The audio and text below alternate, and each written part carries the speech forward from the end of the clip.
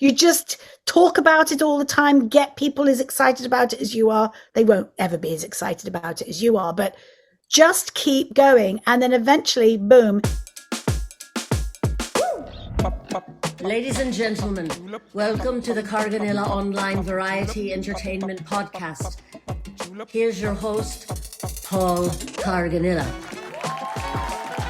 Hello and welcome to Cove. This is the online variety show in which we aim to both entertain and inspire our podcast listeners and YouTube viewers through a variety of art forms, including music, poetry, storytelling, special guest interviews, travel blogs, and so much more.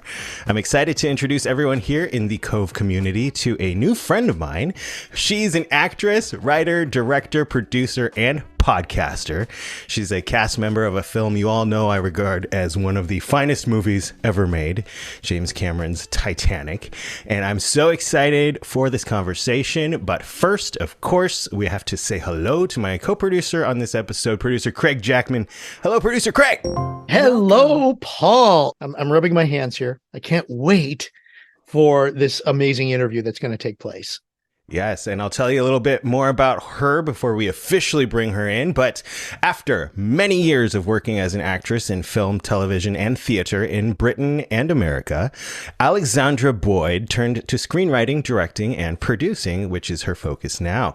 Her debut feature film, Widow's Walk, won Best Cinematography at the Chelsea Film Festival, sold to Amazon Prime, and currently streams on online platforms. It's currently available to rent or buy on Amazon, which I did last night. Back in the day, she co-founded a theater company in London in the 80s and worked in theater, film, and TV in the UK and USA. She lived for 10 years in Los Angeles and found time to study interior design and architecture at UCLA. In recent years, she added screenwriting, film directing, and producing to her skill set. Her acting credits include everything from Shakespeare to British pantomime, primetime soaps, plays, TV series, video games, and major motion pictures. Her credits include Mr. Holland's Opus, From Paris with Love, the cult classic Monkey Island video game series, and of course, James Cameron's Titanic, to name a few. I connected with her literally through the documentary she recently created, produced, and directed called Ship of Dreams, Titanic Movie Diaries, which debuted this past July at the Ballet Film Festival in North Hollywood. My mother and I were thrilled to be there. And she and one of her best friends, Nelson Aspen, host a podcast that is a companion piece to the documentary, but also has a life of its own called Titanic Talk, with Nelson Aspen and Alexandra Boyd. Together, they recently launched season 2 of the podcast, and any Titanic fans out there in the podcast listening world absolutely must check out Titanic Talk. We have so much to discuss, as you can tell. So, ladies and gentlemen, please welcome to the Carganilla Online Variety Entertainment Podcast, Alexandra Boyd. Yay!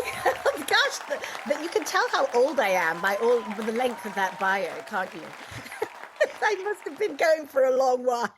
Or I started very, very young, which I sort of did. I wasn't a child actor, but I was very keen to get going on my career. I was going to say, I wouldn't call it old. I would call it accomplished. Oh, thank you. Yes.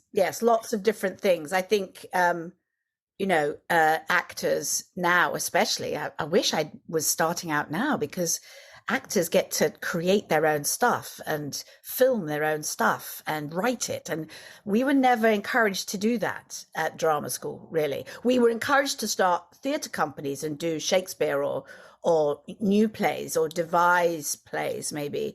But there was no camera in your phone in your hand in 1984 or 5 or 6. Sure. And yeah. so I'm very envious of young people now who really have all of that literally at their fingertips.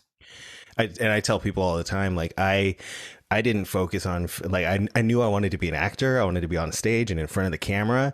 But it was when YouTube became a thing and Facebook started, like, you could share something on Facebook and people could watch it. When I was growing up and I was making my own movies at home, I had like 3 or 4 VCRs all connected to each other, and I'd record on one and play on the other and pause on this one. Yeah.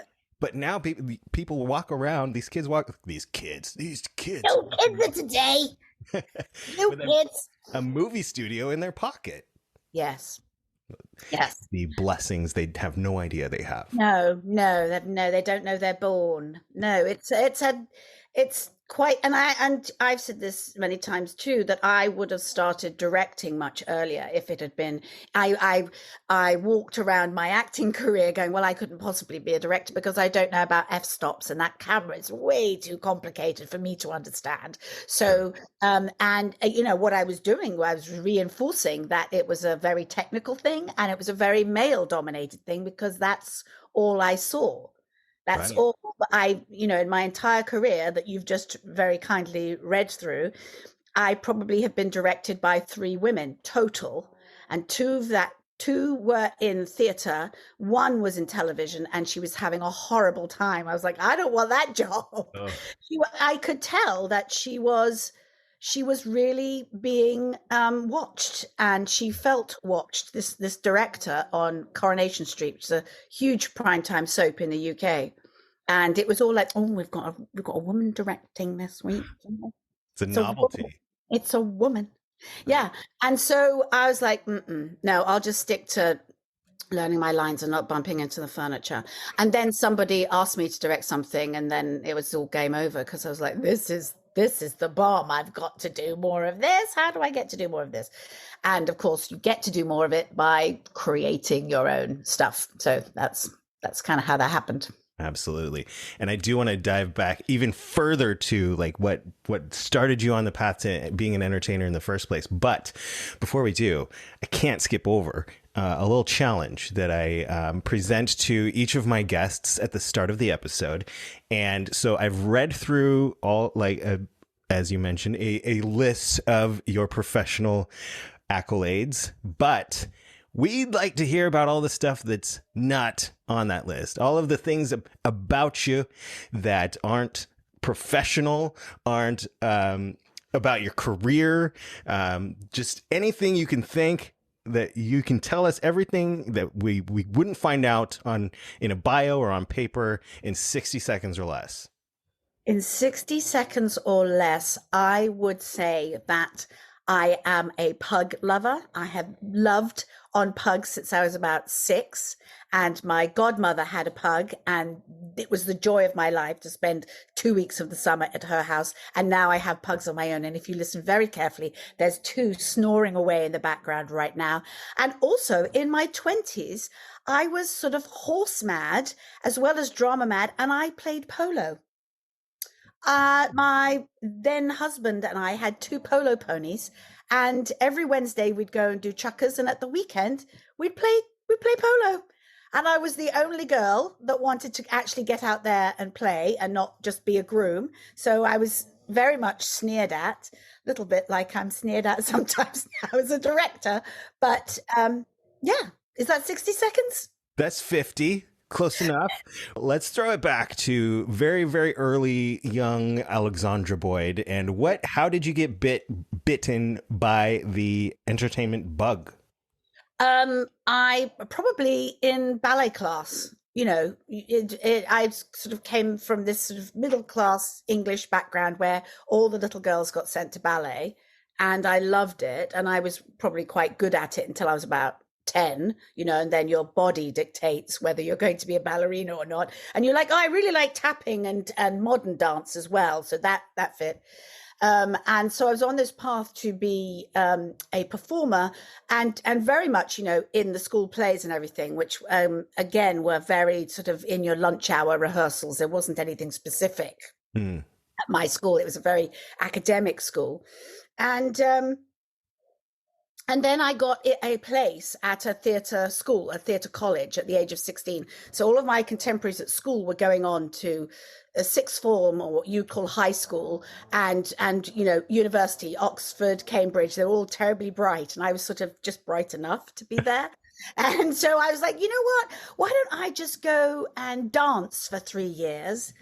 Which I did. I went to a very well-regarded theatre school called Lane Theatre Arts. And sort of basically left home at 16 because I had to be there full time. and graduated at 19 and taught a lot of aerobics because that was a big thing in the early 80s was aerobics. And still sort of didn't have enough acting in my arsenal, if you like. I was very much a musical theatre performer, and I really wanted to be taken seriously as an actor. And so I went to a postgraduate drama school course called a Drama Studio London, and had the time of my life, really. And that's when I started the theatre company, and we did the Edinburgh Festival and London Fringe festivals, and that was how a lot of actors got started back then. And it, formed a lot of really good relationships and friendships that way. And is that how you what started you on the road to the United States?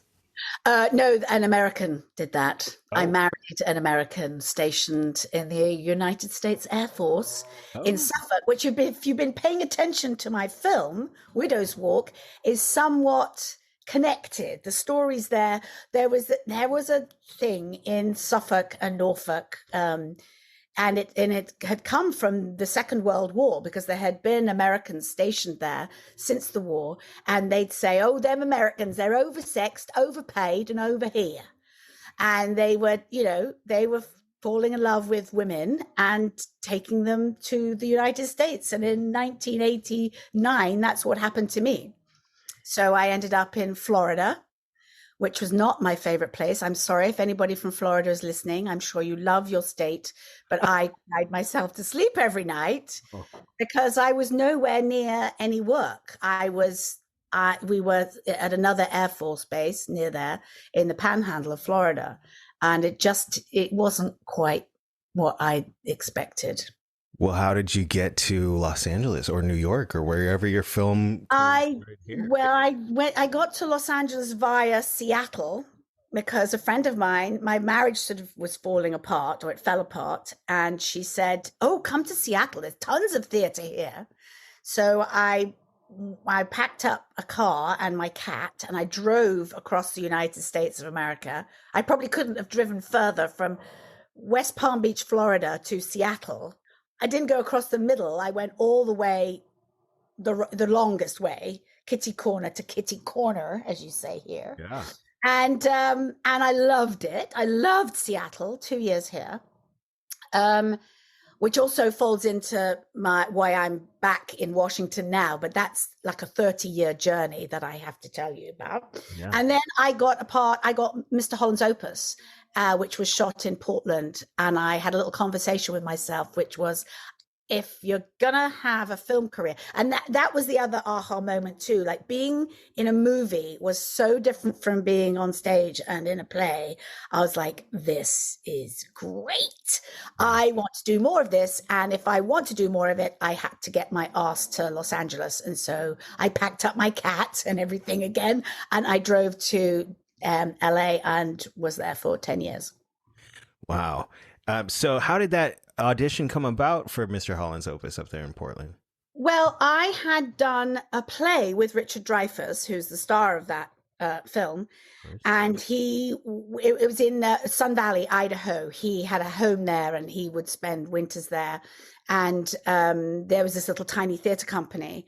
And he said, "Oh, we're doing a movie in Portland. You live near there, don't you?" Because I was in Seattle at the time. And I said, "Well, yeah." So I got back to Seattle and I started going, right, who's casting this Mr. Holland's Opus film? And I sort of dropped his name very unashamedly in the audition. And it, anyway, I got the part. I was supposed to be another teacher's wife, and then they changed it, and I was, the English drama teacher, which of course was entirely appropriate. Right. Sarah Olmsted was your character's name. Right. Yeah. And how's Richard to work with? Oh, he's great. He sort of was a bit of a mentor at the time, because I remember one time we were all waiting to go to set, and we all had age makeup on because the story goes over like a 30-year period. and we're waiting to go. And he goes, "Oh, how's it going?" And I burst into tears of joy because I was having so much fun. And I started to sort of ruin my wrinkle makeup. And I was like, "I'm just having the time of my life." And instead of laughing at me, he stopped. And I think there was an element of envy in his voice when he said, "You know what you're feeling is really valid." I'm tearing up now thinking about it, because it felt so special to be part of that. And his specialness about working in the industry was already waning, and he was sort of done with it, I think. And evidenced by he did fewer and fewer films, and now he's sort of thrown himself into civics and teaching young people why they live in a republic and why there isn't a king or a prime minister, because it's not taught well in this country. And it's probably not taught well in my country either. But he sort of lent into that versus pursuing more acting. But I mean, Mr. Holland's Opus was 1995, so it's been quite a long time now. I love that you can still tap into that emotion and feel how special working on a film is, because compared to theater, it's so much more tedious and meticulous, and it is a whole different animal, a whole different beast, and we could talk about that for hours. But there is so much to be said for being a part of a cast and crew who are all working toward one creative goal, obviously being led by a director with a vision, and everyone trying to use their backgrounds, their skills, their hearts to create the best product they can. And it is a very special feeling to be a part of that. And it always blows my mind when people ask me about Everly and her young career, and they say, I don't know if people just automatically think where she's doing it for money or whatever, because people ask me all the time, "Does she enjoy it?" And I'm like, no, we have to handcuff her every morning for her call and drag her to the set.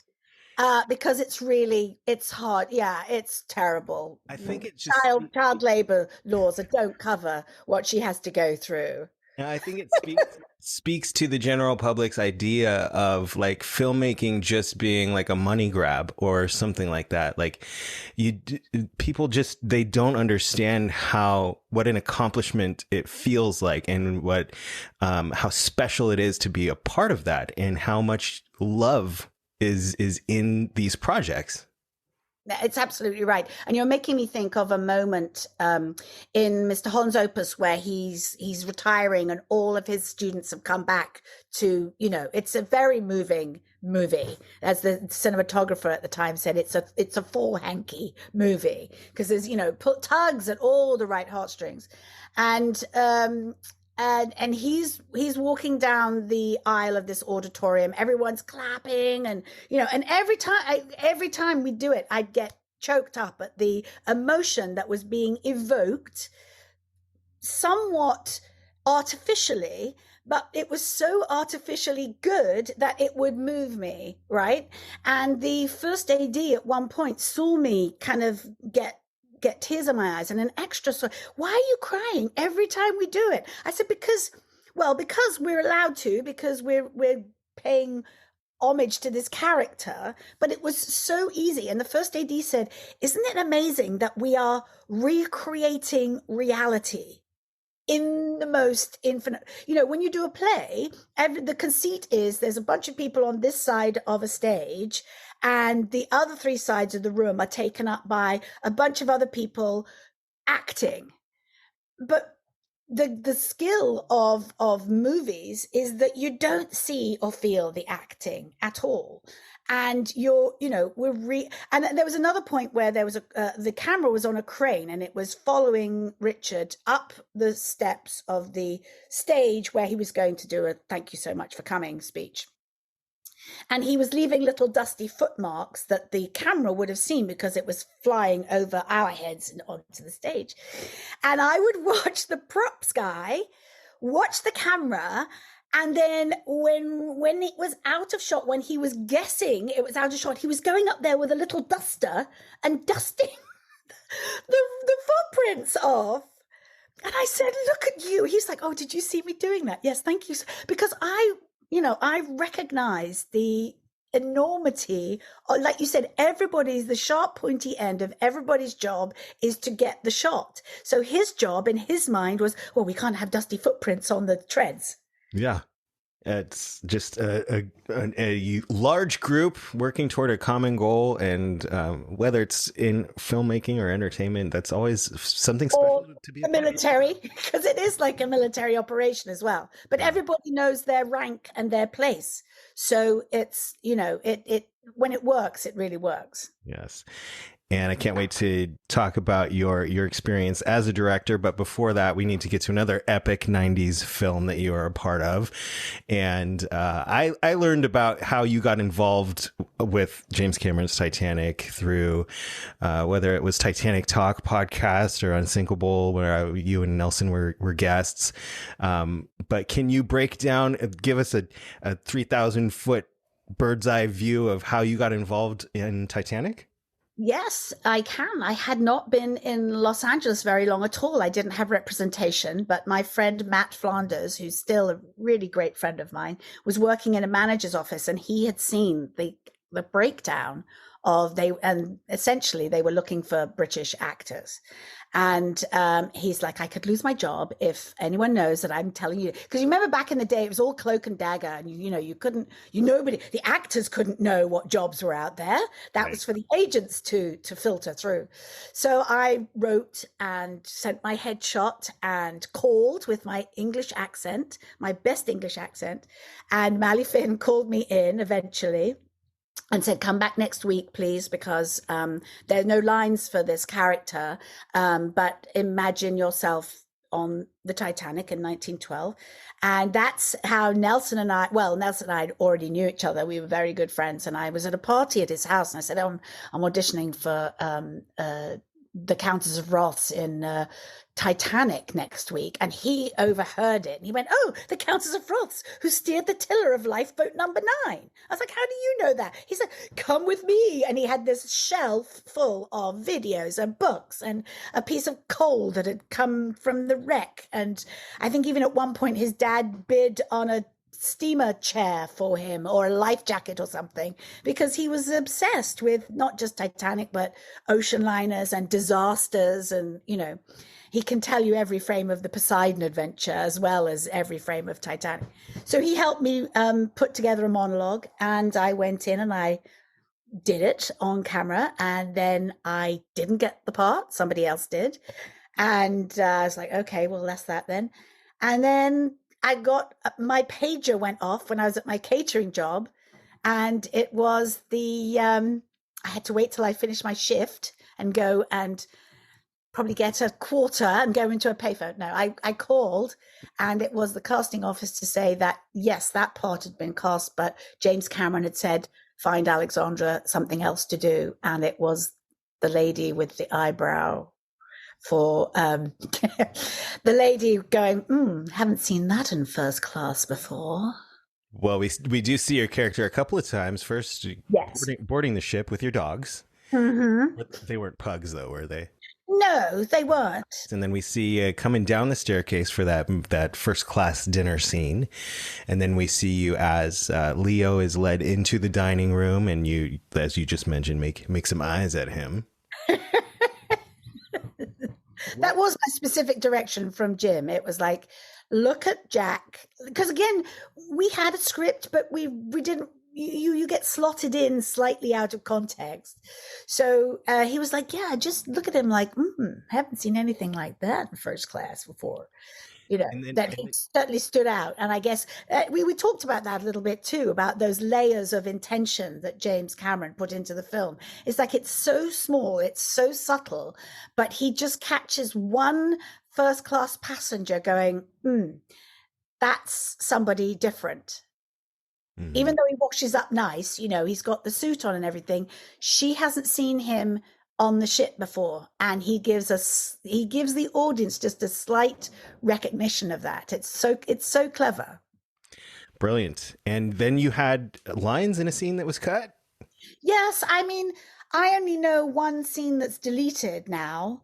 I may have had others, and God, it's 25 years ago. I can't even remember. But I did have a scene just after the iceberg struck where Ismay's running down the corridor, and I'm looking for a steward to have a cup of tea, and I said I thought I felt a shudder, but actually Rochelle says that as the Countess of Ross. He got her to say it as well, and she made the cut, and I didn't. But it's fine because I'm still there, and I still had a lovely time. And let's talk about that. What was your overall takeaway of working on what I consider to be the last true Hollywood epic with an iconic director like James Cameron? Well, of course, you don't know at the time, do you? Really, you're working and you're in the moment, so you're like, oh yeah, this is a great job, and I'm getting paid well, and I'm having really a fun time and making all these friends, many of whom are still friends, as you can see from my documentary.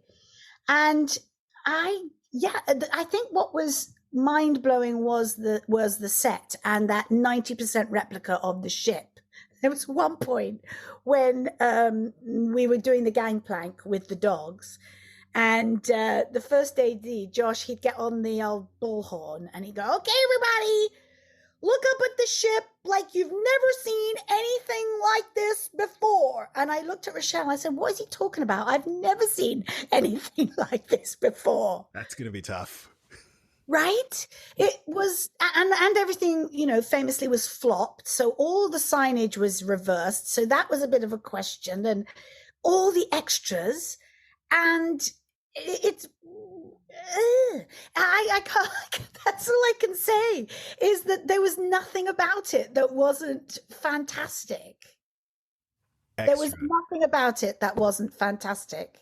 Wow. And amazing to be there. And I get chills now when I watch the opening sequence of Ship of Dreams Titanic Movie Diaries. We've got Titanic Honor and Glory gave us all that amazing footage. And it starts as what I call a seagull's eye view, and it flies in through the door and we go spiraling down the staircase. And then it ends with the entryway to the first class dining room where I was standing on the left of frame. And every time I watch it, I feel like I'm right back there again. And that's testament to Titanic Honor and Glory, of course, but also to those feelings that are so easy to re-evoke. You're also keeping it going and branching it out with the podcast with Nelson Aspen. Can you tell us about that? Yes, well, we did a little sneak peek release online, which is when you saw it in April. And as independent filmmakers, you're always looking for a way to sort of publicize and get people to watch your stuff. And so it was very natural, a very natural decision for Nelson and me to go, well, why don't we just talk about it? And call it Titanic Talk, and initially get the actors to come and talk to us and sort of spin out more of the story of their experience. Because when you watch the film, it's only 93 minutes, and you can't put everybody's entire diary or we interviewed everybody for at least an hour or so each, and then you cherry pick to edit the film. So we thought, well, we'll just get all the actors to come on. And then he was finding authors like Gareth Russell, who'd made a whole book, a novel about it's not a novel, it's a historical book about the Edwardian era and Titanic, and it was all connected to that because of course it was just before the First World War when everything changed for Europe. And so we spoke to Gareth, and then we speak to a descendant, and then it just expands, and now we're in season 2 thinking, we had 24 episodes for season 1, and we've already recorded 12 episodes for season 2. And unless we, get really bored or die, we could probably keep just recording people because there's somebody's somewhere. It's like cocktail hour, isn't it? Somebody somewhere in the world is thinking about Titanic right now. Yeah, and you say there is already a wealth of Titanic material out there and podcasts already happening, but there's room for all of them because people just want to keep talking about it and hearing about it. Yes, and we're having each other on each other's podcasts as well. The cross-pollination is quite wonderful. I love it. And that is, of course, Titanic Talk podcast. For anyone out there listening to this podcast, you must at least visit and check out and drop in on Nelson and Alexandra over there at Titanic Talk in your podcast. Because we've had you on, you and lovely Everly are our two most charming guests ever. So, well, it was an honor to be on your show, and thank you again for being on ours. Before I want to be respectful of your time, but I do, as an independent filmmaker, as someone who has written, directed, produced his own feature film, I wanted to talk to you about Widow's Walk. And was that your directorial debut? It was. And for all you young filmmakers out there, that was not my first script. I was dragged into directing a short film, which was like a teaser pitch to the BBC for a boxer from the East End of London. And it was in 2011. And in 2012, we had the London Olympics. So they were building the Olympic Park right here in the East End of London, or there. I'm not there anymore. Right there in the East End of London, where this Olympic gold medal winning boxer had grown up, trained, and won 2 Olympic medals 100 years prior to the 2012 Olympics. And so this producer had found the story of Harry Mallon, this boxer, and he wanted to do a pitch to the BBC, and he asked me to direct it. And that's when I went, oh, I know about this stuff. I've been acting on that side, and now I'm directing, and it's like driving on the other side of the road, isn't it? It's all the same stuff. It's just in reverse.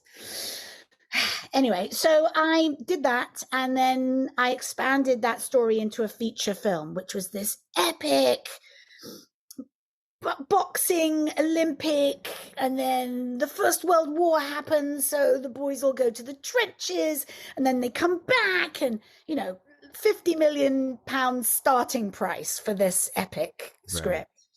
And I'm in Cannes, and I'm with another mentor of mine. But sometimes a mentor only has to say one thing to you and you get it. You don't need a whole sort of 6-month experience with somebody who's way ahead of you in the industry.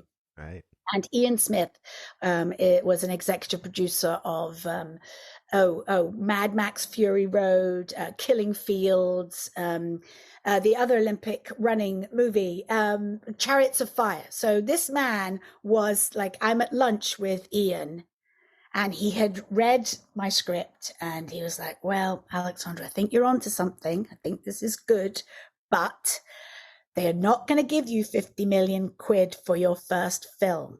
Have you got, this is what I see independent filmmakers or people wanting to get on the bus and being invited to the, to the party. He said, what I see is one location, 5 characters, genre, make it a horror or something that is sellable, but it's also cheap to make. Have you got that kind of script? I said, no, I don't. And even if I was going to do that, that's a 2-year conversation between now and saying action on the first day. He went, yes, it is. So I packed everything up from Cannes, and I went home, and I opened my computer, and I started writing a ghost story because I knew he was right. Mm-hmm. And how was the experience? I remember, so the first thing I directed was an original short film, but I have this vivid memory of being on set the first day. I wrote it, produced it. So everyone who's there on set is there because I asked them to be, and yes. they wanted to be a part of it. And we started filming, and I remember just the first scene we were shooting, questions would come up and people would look to me for the answer. And as an actor, like, it was the first time that had ever happened. And I was just like, I knew it was like the director's job. It's your job to carry out your vision. But I'd never considered what that feeling would be like, that you're actually able to, for lack of better words, direct. And so as an actor turned director, was it immediately a feeling of, wow, I love this. This is something I want to do? Or did you have some like growing pains? Less so on the short films. I had done a couple of short films prior to that. Less so on the short films, but the feature film was a roller coaster of knots in my stomach, for sure. I mean, I was very confident of the script because I knew it so well, and I'd written it and rewritten it and rewritten it. And I was very familiar with the location because I actually found the location first. I found the house first. And then I had to charm the owners into letting me shoot there. Writing them a check really helped. Yeah. And I had raised all the money myself. We had done a bit of a Kickstarter for the underwater sequence, which was very expensive.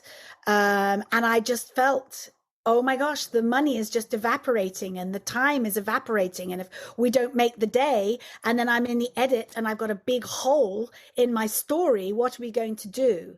So there were tiny moments of, oh my gosh, I'm living a dream come true, because I had lived the script and I had lived the images and the colors and the sound and the music, everything from choosing a cello as the main tone of the music, and the landscape was a character because Suffolk, where I'm from, again, so I was back home and I was very, very familiar with this bleak, wintry landscape and the mist and the weather. All of it was, like a vortex. Every day was this film. And that might sound like an over dramatic explanation, but it really was not. It wasn't fun, but it was pretty amazing to have done that. And you don't realize what an accomplishment it is until fast forward to the very first screening, which we did at BAFTA. One of the thank you to all of my Kickstarter contributors was like, you get to come to BAFTA in London and sit in that cinema and watch the film as the very first audience, proper audience. And oh my gosh, that was very special. Walking down from the back, watching people on the jump scares, that was really fun. And my producer and I would just be like, yes, we got them. And then walking down and looking back, and Dan went, look, they're all standing. They were all standing. And he said, stand there and take it. I'm getting emotional again. He said, just stand there and take it. Yeah. You have to. I mean, that's why we do this, right? And yes. People ask me, as a writer, director, producer, editor, actor, what is your favorite part of the process? And I can't narrow one down. Like, I think, and I say this often, is like my favorite thing about it is starting with a blank screen on my computer and then seeing the finished product. And would you say that you feel similarly, or do you have a favorite part of the process, or what keeps you going? I do enjoy writing. I do. And I will say this to writers out there: write everything. Write a crap first draft. Just get all of your thoughts out. None of this writer's block nonsense. Not having it. Just, you've got an idea. You've got some idea. So just write rubbish. And then you'll go back and you'll see the next day, oh my God, this is rubbish, but I know how to fix it. Oh, because I wrote it down, because I have something to start with. And so I like writing rubbish and correcting it. And then I love shooting. I thought that would be my absolute favorite bit, but I actually really enjoy the edit, because I love now, as I sort of touched on, I love now adding the sound design and adding the music and choosing a take or a performance that I get to choose, not the actor, right? The actor may have done it a few ways. in independent films, you maybe only get 2 or 3 choices anyway, because, other things come into play and you have to move so fast. But isn't it Martin Scorsese who said in that trailer for the masterclass he did, if you don't get physically ill seeing your first rough cut, something's wrong. We, on this podcast, always encourage our listeners to try something scary, stretch their wings, try new things, push the comfort bubble. And I think that is something that you have done throughout your career, even though things are scary, and daunting and tumultuous, and you've got knots in your stomach. You still do it because you're a creator, and it's obviously something that's in your heart and to do. What advice would you give anyone out there who's afraid to take the first step? First of all, I'd be like, why are you afraid? What are you afraid of? A number of things are coming up to me recently about failure, that failing is actually a good thing because it's how you learn. And so that's, you got to ask yourself that question, why you haven't leapt off into the abyss, because it's not, we're not curing cancer, it's not rocket science. There are enough people around you, enough warm breathing bodies, somebody can hold a camera, your friend can say the lines, even if you haven't got a script, you might have an idea, you'll get people to improvise it. Actors love to act. Guess what? P.S. They'll come and do it for free. That's why we're striking right now. That's why we're in this damn mess we're in. It's Yes. because everyone's so keen to be creative and choose me. So that you'll have no lack of people to work with. And again, if it's rubbish, well then just do it again. Do not be afraid to fail. What happened to me, because it was such a long process to get Widow's Walk made.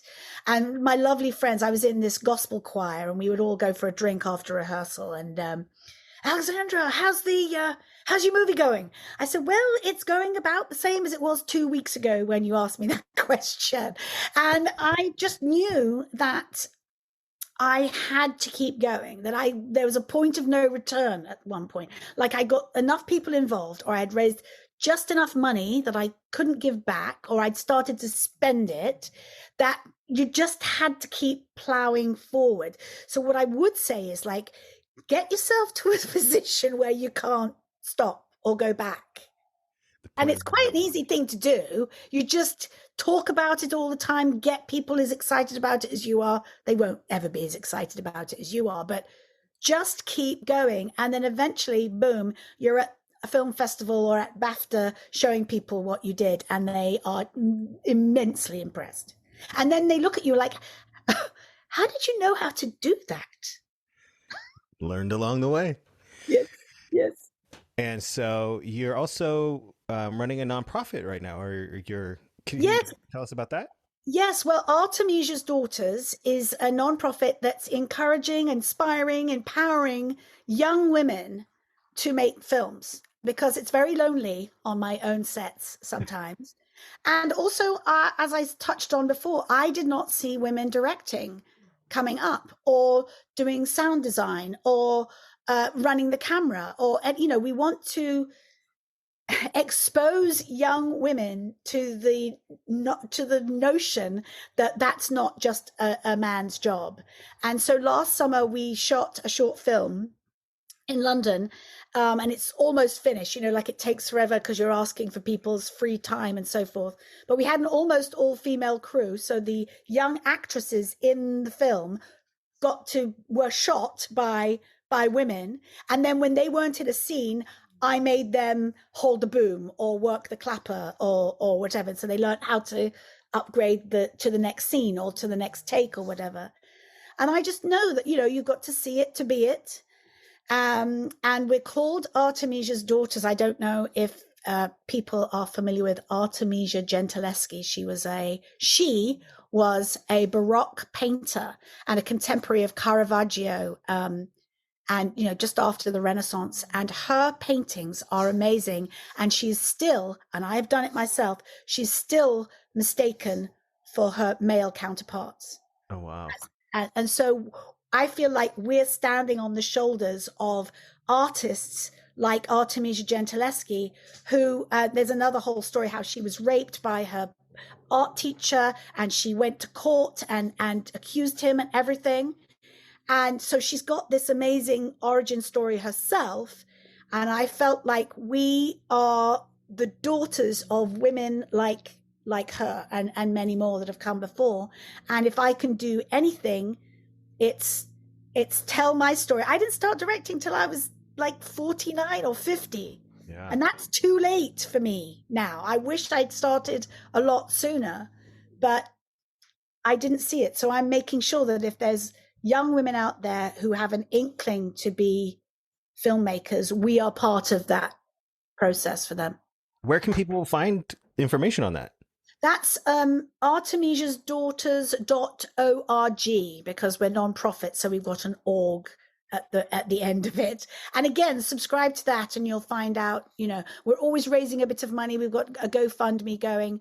And I did do a podcast for that. I am archiving women in the industry, asking them what their job is, how they trained for it, how they were inspired to do it, what it's like being a female cinematographer. And the stories all interconnect because we're all working in a man's world. And, but if you said, what does a script supervisor do? You can go and listen to Sylvia Bellito, who is a script supervisor on, television and film in the UK. And she describes how she didn't go to school. She said, somebody said, we're making this short film. Sylvia, you can be we just need somebody to make notes as we're going along on each take with script supervisor, and and continuity. And so she found a little booklet that was called Continuity and learned to do it. She read this little booklet and showed up, and now she's working on Killing Eve and Atlanta and all these amazing shows. Wow.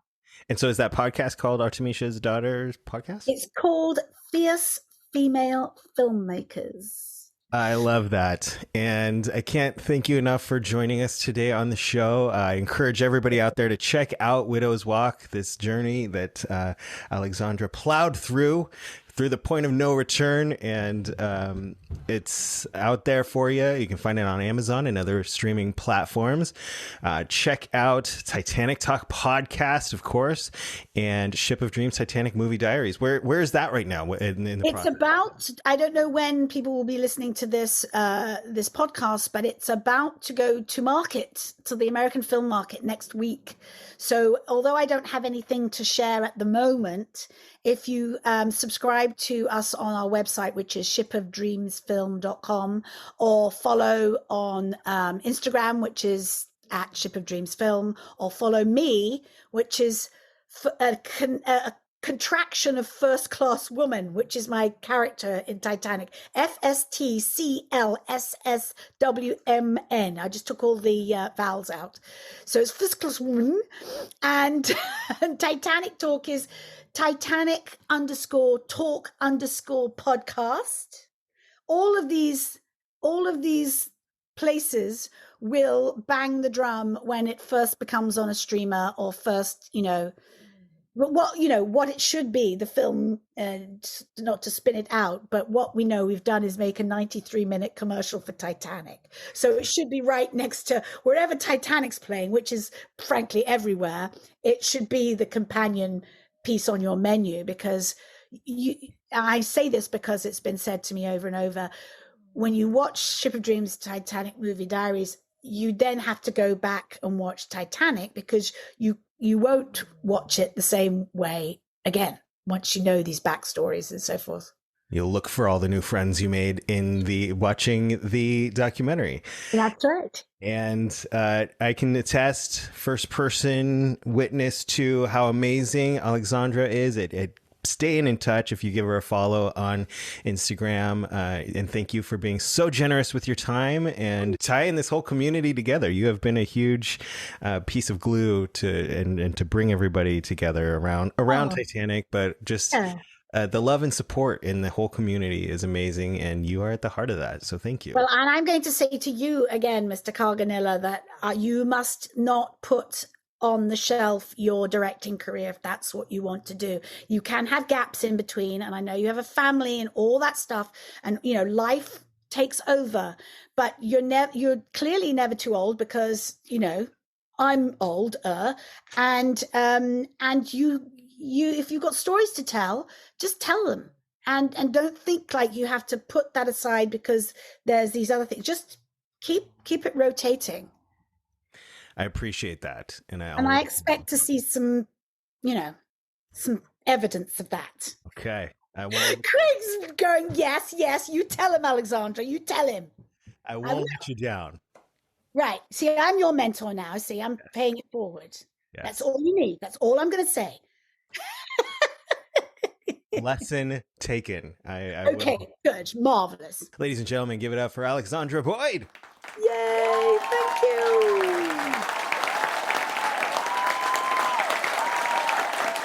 Yeah. What a fun interview, Paul. Oh my gosh, she is a bundle of energy. You could learn so much from her.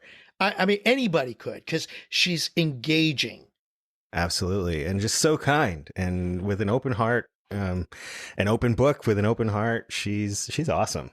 Oh, she is. And if I may go right into this, because wow, when I was listening to the interview, of course, I select my poem based on a little bit of research of, what the topic is about. And I think I found another gem, if I may be so bold, to based on what she is about, what I'm going to honestly say you are about as a director, producer, filmmaker, which is important because that is part of the title. I found this on hellopoetry.com, and Nathan Squires is the gentleman who wrote this back in 2014. And it's a great overall poem, and you'll see why in just a moment, because the title of it is called Like a Filmmaker's Lens. Can't wait to hear it. Ladies and gentlemen, here's Craig Jackman interpreting Nathan Squires, Like a Filmmaker's Lens.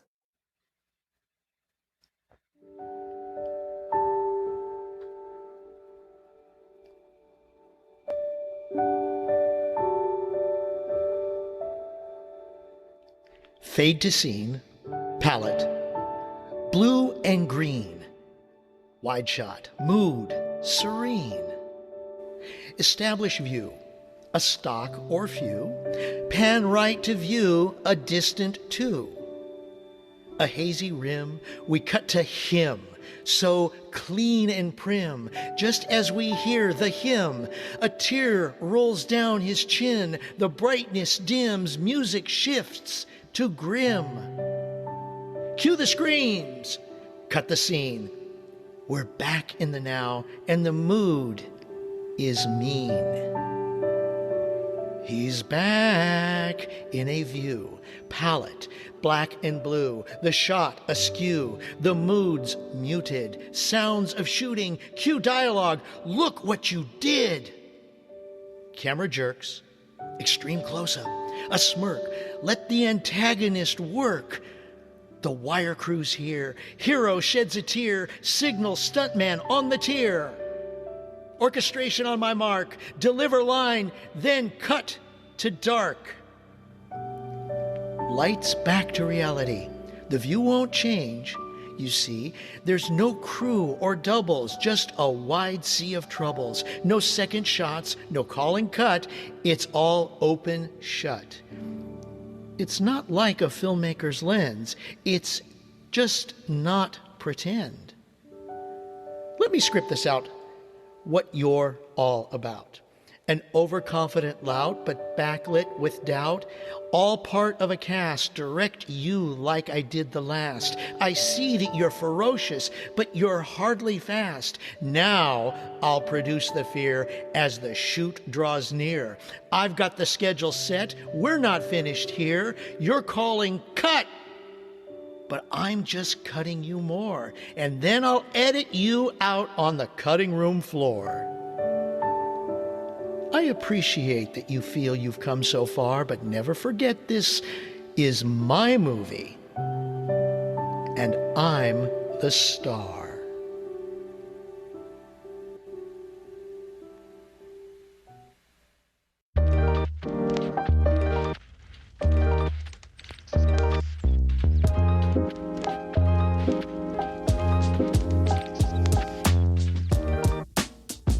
You get into a conversation with anybody and it always turns to, what do you do? I'm an actor. Oh, have you been in anything that I have seen? Yeah, I was in Titanic, and the eyes absolutely light up. I've had the privilege of working on some really great productions, one of which was James Cameron's Titanic. Everything about Titanic was different than other films. My first day on a multi-million-dollar project, and I have a speaking role. Diaries written 25 years ago, full of stories and memories of what it was like to be on that incredible film. I just got a lot of goosebumps, too.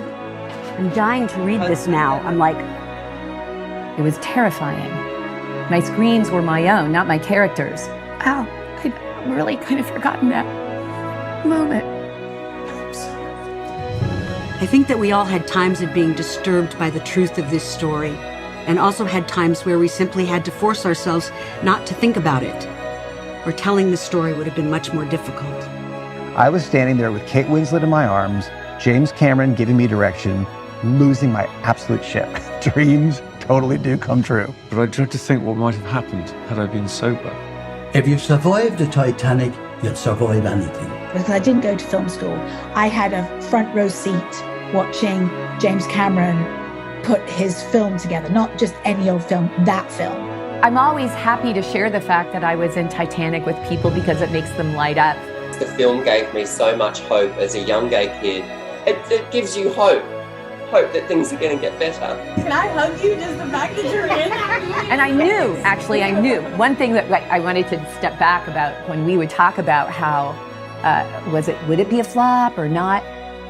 We knew that we would never experience anything like this again.